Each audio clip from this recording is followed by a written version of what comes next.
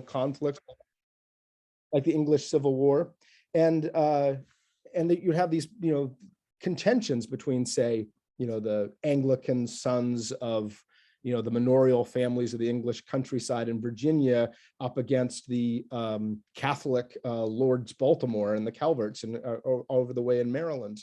And you get tensions, closer to home in places like, the Dutch colony in what's now New York City, New Netherland, and New Amsterdam. Right here was a place that was in the time it was founded in the 1600s, right? The Netherlands was the most advanced country in Europe. It was a global trading empire, commercial and multi-ethnic, and a haven for publishing and for people persecuted in other regions of Europe and the like. It had this massive multinational companies trading on multiple continents already. And they set up this little outpost on the end of Manhattan Island, right? Where New Amsterdam was, that even from the time it was a community of 600 or so, had all those characteristics, right? It was a commercial little, not a city state maybe, but a city village, where the Dutch were even a minority, and you had people from all over the world and different religions and stuff all engaged in a sort of brutal, sometimes moral-free trading and commercial activity. And then they would look across the Hudson River at the various English peoples, the Puritans and their like, who were settling New England, and they saw people that they saw as being much less worldly, and they dismissed them very quickly. They called them, Jan Kaas, or loosely translated as cheeseheads. And the New Englanders heard the term Yankees, and it ended up sticking. But more to the point, the people of Maine and Massachusetts were settled by, the Maine and Massachusetts were settled by very different peoples from the beginning. Maine was settled by a feudal English knight, a guy named Sir Ferdinando Gorges. This is his coat of arms, who in return to the English king for his services in the wars of religion, was given dominion over a vast empire in what's now North America. The king gave him, answerable to no one but the king, not to Parliament or anyone else, this feudal domain that started in Newfoundland and in theory ran all the way down to the borders of Virginia. I mean, it was a vast, vast place.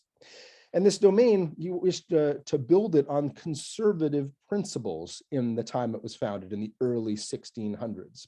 Because remember, this is early modern Europe. England is still standing on the doorway between the threshold between the medieval period and the modern world. And there was this tug of war going on politically and economically and otherwise between those two worlds and ways of life. And Gorges and the king stood on the side of the old world, of the established order, the England of guilds and tithes and vassals and sovereigns and swords and heraldry, an England with a flavor of Arthur and J.R.R. Tolkien. And his dominion was designed to champion all these things as well. It would be Anglican and royalist and neo-feudal, and it had the advantage to the king of having the promise of being able to shore up the emerging English empire for those old ways. And it drew a plurality of its colonists from the English West Country, where the old ways and the manorial system held sway. However, that's not at all how Massachusetts Bay was founded. Massachusetts, by contrast, was founded by religious radicals as a Calvinist utopia, right? A city on a hill, a divinely sanctioned errand in the wilderness, a beacon for humanity in a troubled age. And the early Puritans who settled it, who believed that they were in a, Old Testament style covenanted relationship with God, tasked to do particular things, they were opposed to the king and to the aristocracy and to the established Anglican church and to bishops and to close control and oversight. And they championed freehold landholding and local control, and what we might think of today as sort of a middle-class society of relatively equal residents. Its colonists weren't drawn from the West Country, with its large manors and the sort of influence of hereditary nobles and all that. They were largely from East Anglia, right? The section of England in the south most influenced by the Netherlands, located right across the English Channel, with its unusual proportion of proto-capitalist workshops and professions like lawyers and merchants and printers and people who had freehold land rather than being serfs or renting or the like from a lord. It was the part of the country that was pushing to break the constraints of guilds and tithes and to support increased parliamentary powers and to resist the powers of the bishops and the king.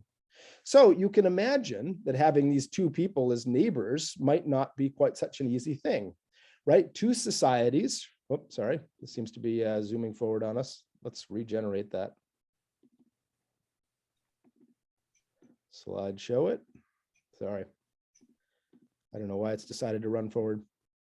So you might imagine having these two societies, these neighbors next to each other in the New England wilderness, that it might cause problems. And indeed, they found themselves on the opposite sides of the great military conflict of the age, the English Civil War of the 1640s, with Sir Ferdinando Gorges supporting the king and many of the Puritan divines down in Massachusetts Bay returning home to fight in the Roundhead forces backing Parliament. And in this conflict, to George's surprise and the king lost the war and his head. And suddenly England became very briefly a republic for the only time in its history, the one with Oliver Cromwell at the top. So it was rather a mixed bag, to be sure. But the thing that's important for Maine is that suddenly Maine had gone, the province of Maine, which you see there on the map, had gone from being the part of New England that was officially sanctioned and had the approval and backing of the king, to the part that was on the outs, right? That had no royal backing. In fact, the government now, Oliver Cromwell's back in London, was more sympathetic to the Massachusetts Bay Puritans. And this was not a good atmosphere for the survival of the province of Maine, because among other things, Maine hadn't really thrived very much, right? So Sir Ferdinando Gorges, from the time he first had founded the place in the early 1600s, I mean, he was the one who was sending the early reconnaissance vessels, he and his fellow investors, to explore the coast of Maine, like the George Weymouth expedition in 1605. It was he and his fellow investors who tried to set up the Popham colony down in Phippsburg, which only survived one winter before it had to decamp and leave. It was them who were involved in setting up the fishing stations at Damer's Cove and Monhegan, which predated the arrival of the Mayflower, year-round fishing operations, because they had discovered that their original plan to subdivide Maine into various gigantic subdivisions, which they would give to dukes, and they would be called duchies, and then they would be subdivided into counties for the counts, and subdivided into baronies for the barons, and subdivided down into hundreds and farthings, and have all kinds of serfs living upon the land and passing the tithe up eventually the king, right? It was supposed to be a reenactment of the countryside in England, a replication maybe of what the Chesapeake country of Virginia became during the course of the 17th century. But that didn't come to pass because Sir Ferdinando Gorges didn't really know what he was doing. He didn't come to the New World ever. He guided all of his followers and his lieutenant governors, who tended to be people like his own nephews and nieces, to go there and try to govern the place based on his orders in a country that he'd never ever visited. And it didn't go well at all. He had very poor idea of the conditions in the New World. And between the early 1600s, when he started these projects, and the 1630s, when the Puritans came to Massachusetts Bay, he'd only managed to settle about 700 people in his whole vast domain. And fully half of them were down in the Plymouth colony. They were the accidental tourists or settlers of the Pilgrims, who had been trying to get to New Netherland and got lost on the way and ended up founding Plymouth, which was named after Fort Plymouth in England, where Sir Ferdinando Gorges was made his home. It was sort of, they had to go ask him for permission afterwards. So the Maine settlements under Gorges had not been very successful, but the Massachusetts Bay settlements, within a few years of the arrival of the first Puritan settlers, there were 20,000 of them living in Massachusetts Bay. So by the time the English Civil War came around and the Royalists had lost, suddenly you had this tiny, poorly populated province with a capital in York, facing off against Massachusetts Bay, which had, many, many, many times its population. And this sort of status quo could not last very long, because in the aftermath of the English Civil War, Massachusetts moved to annex the Maine settlements, with magistrates moving from town to town, and going along to each village of the Kittery, and then they would go on to York, and then they'd go on to Scarborough and Falmouth and so on. asking people with, backed by armed soldiers to capitulate and to petition to join Massachusetts Bay.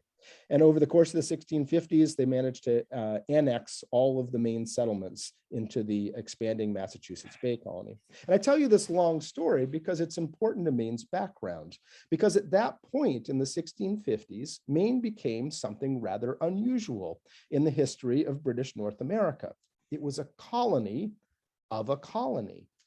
Think about it, two peoples with different religious and political and regional characteristics, and one had forcibly been conquered by the other in the context of a military defeat back in the metropole, right? It was an overseas colony even, right? Because New Hampshire was in between, right? Massachusetts even governed it from afar. And there's something about that colonial, experience, long forgotten by most Mainers, but it's somehow out there in our culture still. You ever notice, when you're driving down, if you're a Mainer, you're driving down 295, and if a car cuts you off, if that car happens to have Massachusetts plates, there's this reaction, right? This emotional reaction that comes out of nowhere that wouldn't be as intense as if the license plates had been from Ohio or Vermont. I mean, what's up with that, right? Like I said, I wasn't born here. It's not genetic, but it's something that creeps in from the culture, or maybe in our water supply. So what could be the sources of that resentment if it's not the water? Well, I argue in Lobster Coast that there's two reasons, and that's that the colonial period, by and large, was not a good thing for Mainers. You could ask why, right? I mean, under Sir Ferdinand Gorges, Maine was not governed very well at all. You could remember that scene from Monty Python's, Life of Brian, right? The satirical thing about the Holy Land and Jesus. And there's this one point where John Cleese's character is trying to lead the Palestinians to rise up against the Romans, right? So he's giving a speech, he says, what have the Romans ever done for us, right? And there's this pause, and then Eric Idle or somebody stands up and they say, well, they did give us, aqueducts. And Cleese says, yeah, but aside from aqueducts, what did they give us? Somebody else says, oh, roads, right? Aside from aqueducts and roads, and pretty soon they're starting to make lists, right? Baths and rule of law and sanitation and security. And so at the end of it, John Cleese goes on, yes, aside from blah, blah, blah, blah, blah, blah, what have the Romans ever done for us? And they all scream nothing, and they charge off and attack the Romans. And there's a little bit of that for Maine, right? Because if Maine had been left under Sir Ferdinand Gorges, it would not have thrived, and at best might have become something like the Chesapeake country, right? A sort of plantation culture with few democratic rights. And all of those things that we consider quintessentially New England and which are retained in Maine are greater New England and Yankee characteristics we got from Massachusetts, things like the town meeting, the idea of local control and government and other things, with each little township being its own republic unto itself. Our physical landscapes, right, with a town green, often with a, what had been a meeting house and a courthouse, and sometimes an Anglican church somewhere in the mix, all devised around a common green. That's a classic New England settlement pattern developed by the Puritans. So many of the things that we consider quintessentially Maine are due to the Massachusetts takeover. And yet there's still this resentment. And the reason is that despite all of these, improvements and innovations, the colonial period was rather a disaster for the people of Maine. It was a disaster for two reasons, essentially. The first was that shortly after Massachusetts' annexations, New England underwent a series of Anglo-Wabanaki wars provoked by Massachusetts. And Maine in these wars suffered terribly, right? Because it was, in Maine, unlike in Massachusetts proper and in most of New Hampshire, most of Maine, the Wabanaki actually outnumbered the English settlers. And because Maine had been following not the Massachusetts settlement model, right, a nucleated settlement around a town green with all the farms clustered together and the fields around it, right, that was a classic Puritan formation and characteristic of East Anglia. But in Maine, they were following the West Country model, isolated manors set along creeks and rivers, sometimes miles from each other, only connected by sea and by boat.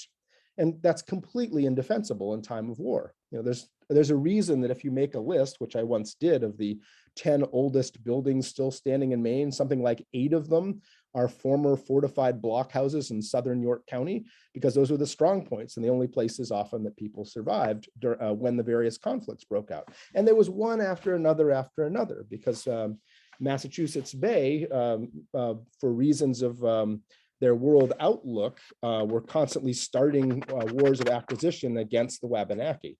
And in each of those wars, the Maine settlement suffered. And for all these reasons I described, oftentimes from the 1670s with what the English settlers called King Philip's War, all the way through to the 1760s, the so-called French and Indian War, the Maine settlements were often wiped out. In several circumstances, all the settlements east of Wells were wiped out. And all the settlers, in those towns who, the only ones who got away were the ones who, escaped to on a boat to, Monhegan or Damerscove and waited for transshipment to Boston or Salem, which areas where in Massachusetts, they garnered a great deal of resentment, these huge numbers of war refugees from what they called the Eastern Territories. A lot of scholarship has shown that, Emerson Baker down at Salem State University, who lives in York, has written whole books on how the most of the victims of the Salem witch trials were these Maine refugees and the resentment and social tensions it caused.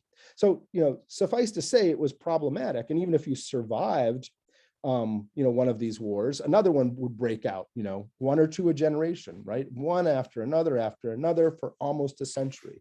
Maine was a killing fields in that time period. And even if you survived, if you went back or your kids went back to your land after the peace had finally broken out, you'd finally cut down all the trees that had grown up and survive the starving time by digging in the mud for clams in the middle of winter when the food ran out, and so on and so forth. And then another war would break out. You'd have to flee for your lives and over and over again. So this is part of the reason that Maine is as undeveloped as it is, because for an entire century, while the rest of New England and much of the eastern seaboard were developing, Maine was this killing fields with terrible suffering on both sides. And it was not, the English and European settlements were not able to develop or expand very far for a very long period of time. And that left, enormous scars and enormous economic dislocations. But the other aspect was that not, as soon as these wars started actually winding down, as you started working your way into the 1730s and the 1740s and the like, a whole nother crisis started occurring. Because once it was clear that the Indian Wars might be coming to an end, a lot of the powerful people down in Massachusetts and in Boston were starting to realize that all of this undeveloped land on the coast of Maine in the Eastern Territories might one day become extremely valuable for whoever held it. Because during all of these conflicts, a century of Anglo-Wabanaki wars, remember the settlement, the economic model for life back then was, that you would have a bunch of kids on your farm, and one of them would inherit the farm, and the rest of the kids would move on and start their families on the frontier and start their own farms. And the grandkids would be in the next line of settlement further along. But during all these wars, New England couldn't physically expand, right? There was warfare going on the boundaries and the margins. And so during all of this time period, there was a land hunger. There was not enough land for everybody. And anytime one of these conflicts ended, there would suddenly be like a pressure valve, all of these settlers, those with the fewest means, fleeing by whatever means they could to find free land on the frontier.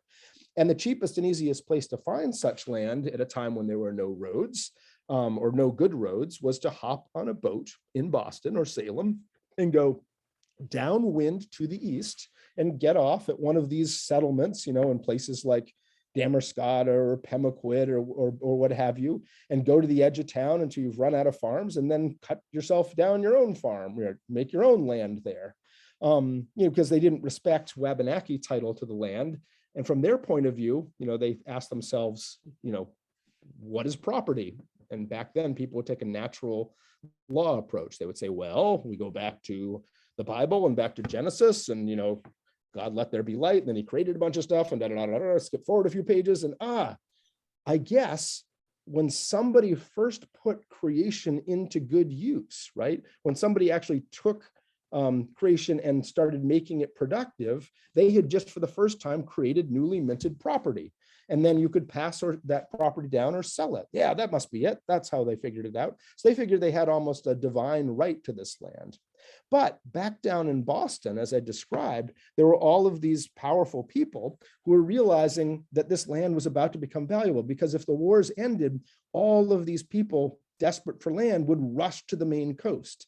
And if they could hold, these large wholesale tracts of land, they could become very rich selling it off. And so during the early part of the 1700s, all this land would, change hands between these great proprietors, right? They accumulated these enormous claims that you see some of them marked here on this map, right? Because you'd have, people would meet in the pub and somebody would say, oh, thanks for the beer. Here, have 1 million acres of the Maine coast. Oh, thank you very much. Here, have 2 million acres of the Maine coast. They kept passing it around and accumulating these patents. And the people who were accumulating were very well connected. It would be like the governor of Massachusetts and the former governor of Massachusetts and the guy who was going to be governor of Massachusetts and the speaker of the Massachusetts House and the various judges and stuff.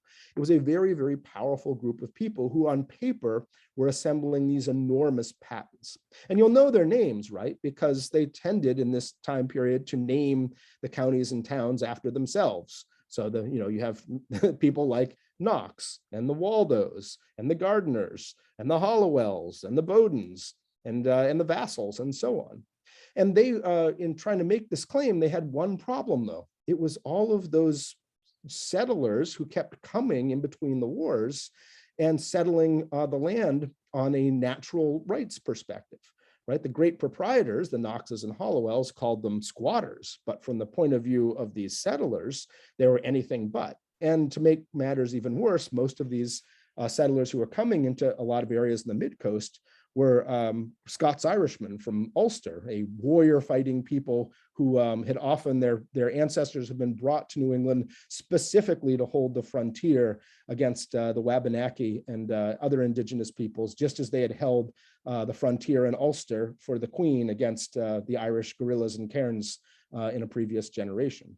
And so these were a group of people who were not going to stand down easily. So you can imagine what happened when the first surveyors and tax officials and such dispatched by the Knoxes and Hollowells and Gardners started arriving at squatters' houses and knocking on the door. Hello, I'm from Mr. Knox, and you owe him 86 years of back rent. Well, they reacted poorly. And there ended up actually being almost even overlapping with the end of the Anglo-Wabanaki Wars, an 80-year armed insurrection in the backcountry settlements up and down the Maine coast, pitting these settlers or squatters, as they were called, against the great families of Massachusetts. And the great families of Massachusetts tried to project their power into the forest, but like other empires would discover afterwards, if everybody is against you in the backcountry, it's very difficult to hold any land. Or even if you get somebody to take one of your land titles and therefore have sort of recognition of the great proprietors' claims, their house would burn down the next day, or there'd be a dead fish left on their doorstep and so on. It was a very difficult and an unstable time. And again, added a whole nother set of generations in which conflict was the rule of the day and economic development was not. And as the great proprietors of Massachusetts tried to project more and more force, they slowly lost the hearts and minds of their natural allies in the Federalist strongholds and ports of the coast of Maine in places like Castine and Falmouth and Wiscasset and so on, and eventually sort of turned most of the District of Maine against them. And that's one of the major triggers, in fact, for there's Henry Knox, who controlled one of the great aristocratic claims in Thomaston and was eventually voted out of his seat in the Massachusetts legislature in favor of a local blacksmith. But eventually that ended up resulting in a referendum which passed, leading to Maine's statehood in 1820. And that's when Maine, of course, became a state, in large part because of these tensions between the interests of Massachusetts and its landholders and the interests of the squatters and of people living in Maine. And that triggered a sort of golden age. If you ever want to look back, when were the great old times for Maine, when things were doing great? Well, the answer was the first few decades after statehood in 1820, because this was a time when Maine had an influence politically and economically over the young republic and the United States greater than at any time before, or certainly will ever have at any time since. This is a time when most of the commerce of the nation was moving, if you look at that map, north and south, up and down the eastern seaboard in the hulls of wooden sailing vessels. And these were vessels that were often made and owned and crewed by Mainers, right? Because Maine had this coastline with all these long sort of estuaries, long inlets of the sea, going way, way up into freshwater country, surrounded by pine trees and oak trees and all the containing all the naval stores you needed to build ships, and tons and tons of harbors in which to do it. You could float your lumber down and build your vessels in places like Bath and elsewhere. So Maine was dominating the coastal trade. But also the ships, as they moved north and south up and down the seaboard, were filled in this time period in the 1820s and 30s and 40s with goodies from Maine that were needed by the eastern seaboard cities, because Maine was a stockpile of all the stuff that the expanding cities of the eastern seaboard and the Gulf needed. Things like granite, right? They were building everything out of granite then. They were building, the monuments and the post offices and the great bridges, and even paving the streets with granite in the form of cobblestones. But where to get such a thing, especially at a time when there's still no good roads? Well, the ideal thing would be to find an island made of solid granite and then float, with deep water frontage, and float a barge or a ship next to it, build a whole quarry on the island, bring in stonemasons to actually make your Doric columns that you're going to put on top of your, library or your monument, and set them right on the vessel, and then transport them to wherever they're going, up the Potomac where they're building the Washington Monument, or up the Hudson River where they're building the George Washington Bridge, or up into Philadelphia, up the Delaware where they're building the Philadelphia Post Office, and all of these other places built out of chunks of the Maine coast. Because what is Maine if the Maine coast if not large hunks of granite? There were things like ice, right? At a time period before artificial refrigeration, all of the southern part of this map and on into the West Indies, it never really froze in winter. So you couldn't have large ice houses restocked with ice. And therefore you couldn't keep anything cold. You couldn't keep your meats cold. You couldn't keep anything you wanted to store cold. You couldn't have cold drinks in the tropics. It was a major crisis. And so where would you find a large amount of fresh water in a place very cold so that fresh water would freeze, in a place without much industry where that water would be fresh? Where could you find such a thing? And indeed, again, they found it on the Maine coast, where you could go up these long estuaries that would lead all the way up to freshwater lakes, where you could, in the Damariscotta River and other places, actually take an ocean-going ship all the way up into fresh water, and in the middle of winter, cut wholesale quantities of ice and float them to the vessel and load them up and pack them in sawdust and transport them all the way down to Barbados or Curacao or Florida or New Orleans or Virginia or wherever they needed to go. It was a massive, massive industry that Maine was dominant in.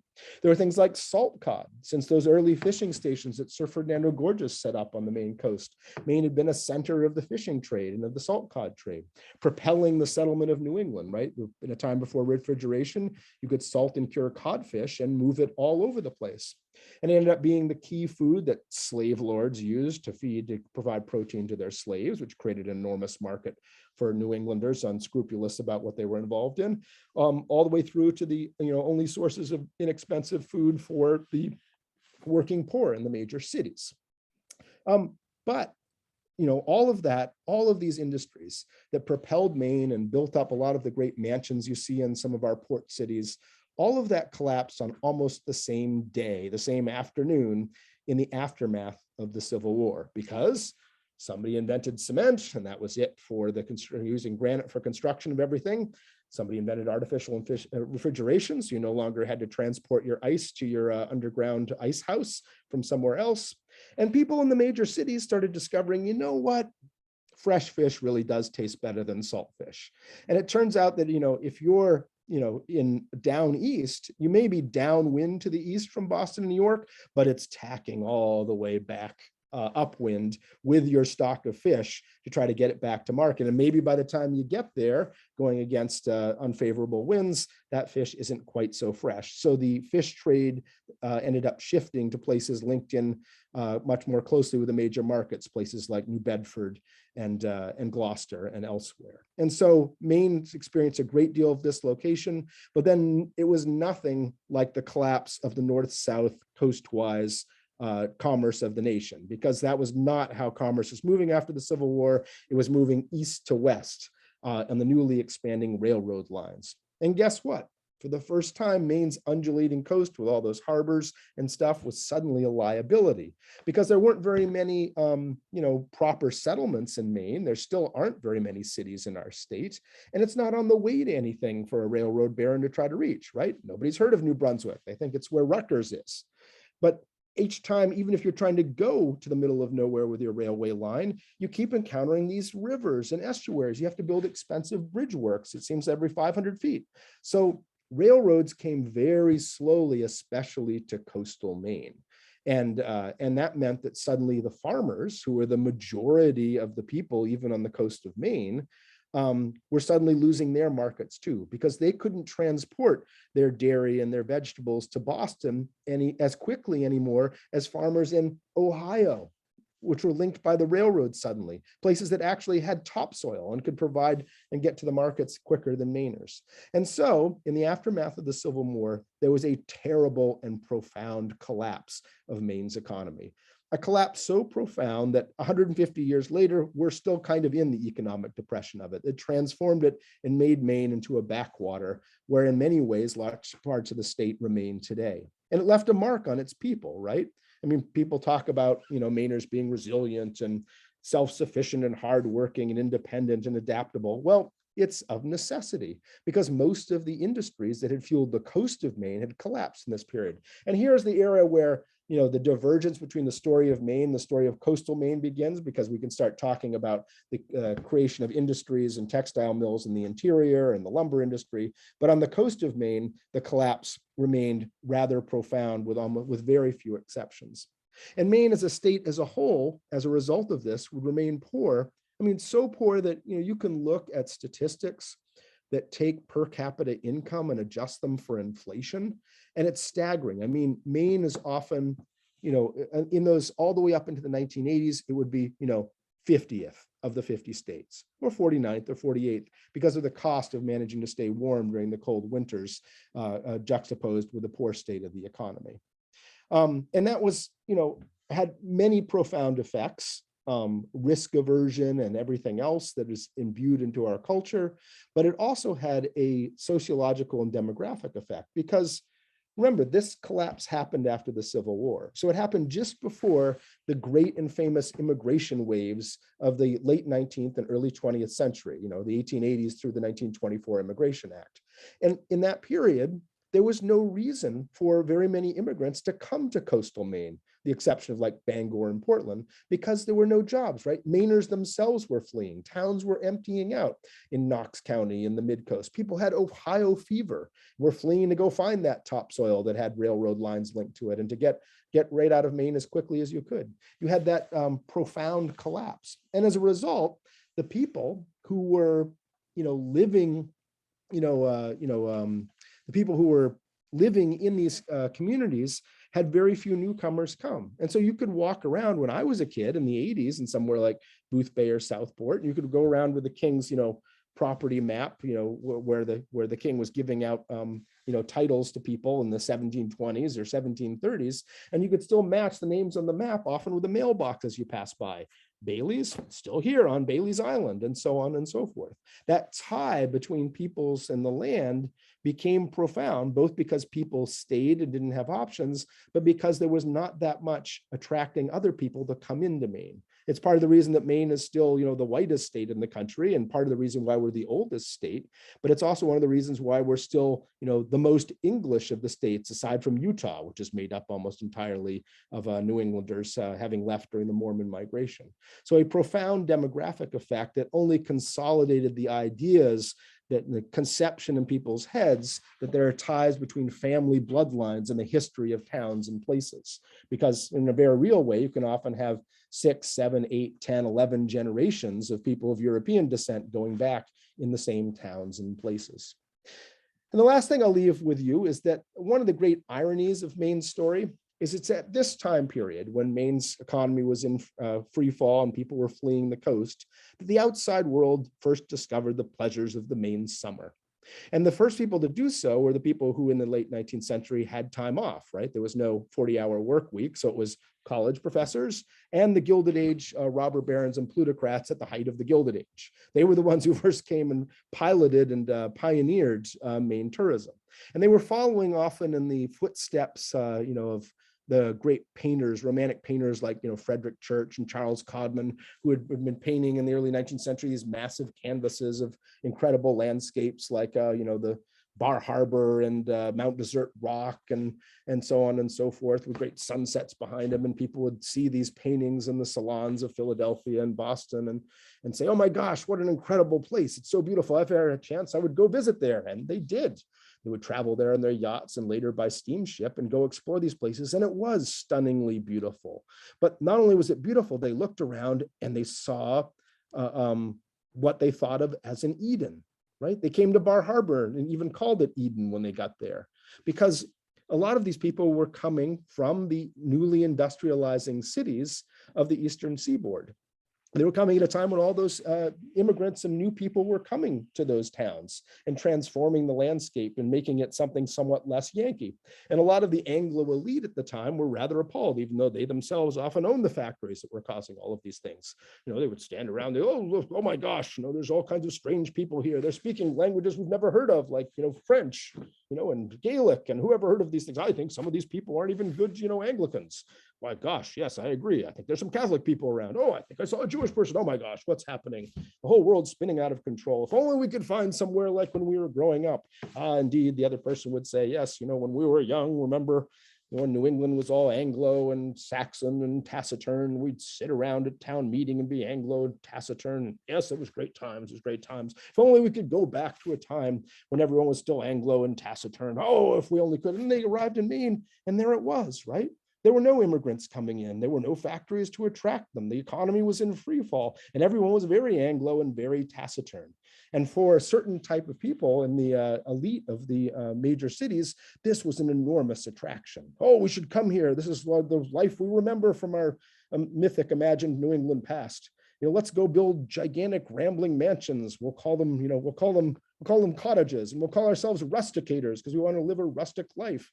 We'll bring the kids and we'll have the locals teach them to sail. And they did that. They built these massive mansions, enormous hotels like the Poland Spring Hotel, to create idyllic retreats, right? Where they could go and have shelter from the craziness of the East Coast, where they could go, you know, Maine, the way life should be kind of ethos to happen. And not only that, they were enormously influential, right? These are the most powerful people in the Gilded Age robber barons with enormous wealth and political connections and the like. And they didn't want their Eden to change. So in around their colonies in places like Bar Harbor and Islesboro and Castine, they also used their influence to protect the place from becoming less rustic. They blocked industry from arriving. They used their influence to ban cars long after automobiles were standard in most of the rest of the East Coast and outside of their summer colonies. They worked to stop bridges, right? You should read the old, discussions and letters to the editor when they were going to build the first bridge crossing at Bath, right? Oh, the whole mid-coast will be destroyed if you build this bridge. You know, there used to be a ferry, right?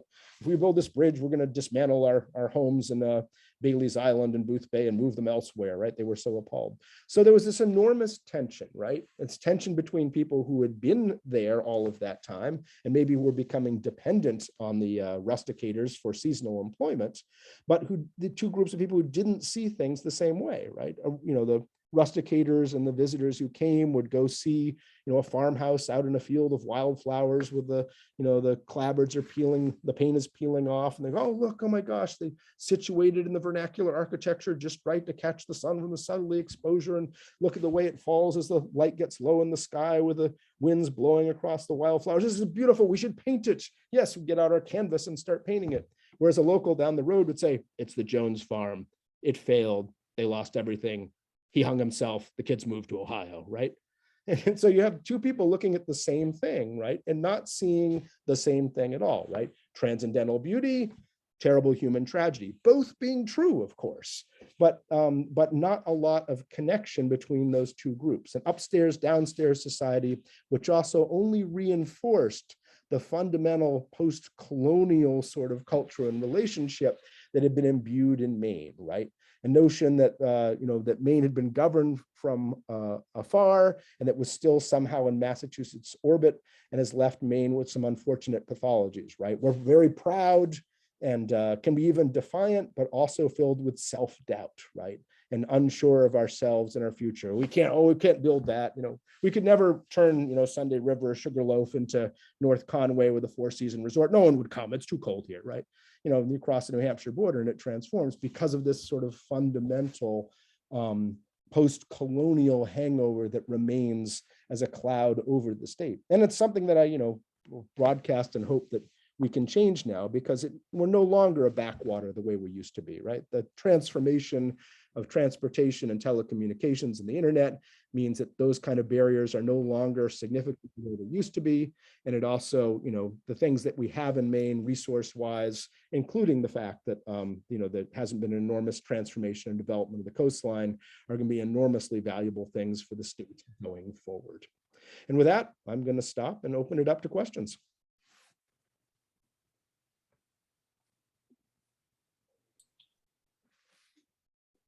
Okay, let's see, we have to see if we can unmute people. I think people can unmute themselves if they have questions.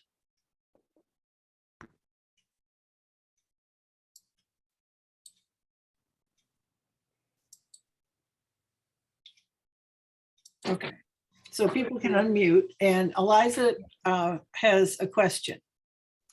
Thank you very much. What a fascinating, it was fascinating. What do you predict for the next 100 years? So when you're looking back those 300, what do you think we'll have to look forward to in 100 years? Thank you. Oh, that's a tough question, isn't it? Because technology and everything else are going to transform things at a very rapid rate from here on. It's already happening. I mean, the other work I've done on the country writ large, right? American Nations is a book about our regional divides. The two books subsequently talk about the sort of crisis in American stability and democracy. I think that the continent as a whole is going to be facing some unprecedented instability that will dramatically affect life in Maine one way or the other. So 100 years out, when you're adding in climate change and the sort of drive that will have of people moving here, which will probably have a more stable climate than places in the southern tier of the country, that's going to be very transformative. I think what will determine how successful that is for Maine and for Mainers is the degree to which we as a state are able to look over the horizon a bit and plan ahead, right? Change is going to be coming. I think there's going to be, population pressures for various reasons are going to be coming our way, and deciding how we manage those things beneficially so that development happens in a smart way and hopefully an equitable way, and that we bring, attract the right industries and don't go out of our way to attract the wrong ones, and trade on our strengths, right? We've got something unusual. The collapse that happened after the Civil War in our economy, was tragic and has caused, terrible things for people living in Maine. But the one benefit it's given us is we're like the only place, on this side of the Mississippi River that still has, in some ways, sort of, all this undeveloped land out there, almost like the West.